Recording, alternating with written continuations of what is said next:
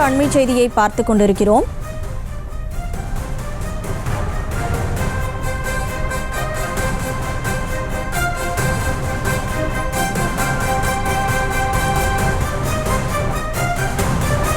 மற்றொரு அண்மை செய்தியை பார்த்துக் கொண்டிருக்கிறோம். உடுமலையில் 2 சிறுமிகள் பாலியல் வன்கொடுமை செய்யப்பட்ட வழக்கில் தற்போது குற்றவாளிகளின் புகைப்படங்கள் வெளியிடப்பட்டிருக்கிறது.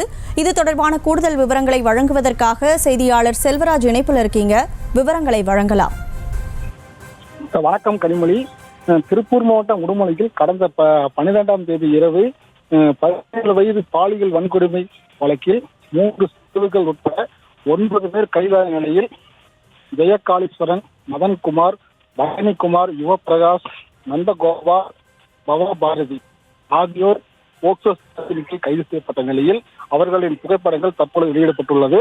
மேலும் ஜெயகாளீஸ்வரன், சிறுவன் ஒருவன் உட்பட 7 பேர் பாலிய வன்கொடுமை தடுப்பு சட்டத்தின் கீழ் வழக்கு பதிவாக மாற்றப்பட்டுள்ளது என உடுமலை காவல் துணை கண்காணிப்பாளர் சுகுமாரன் தெரிவித்தார் கனிமொழி.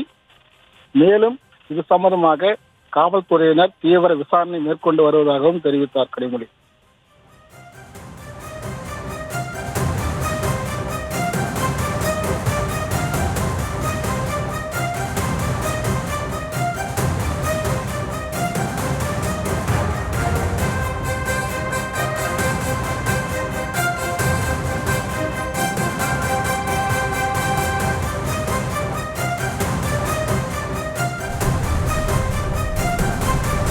விவரங்களுக்கு நன்றி செல்வராஜ்.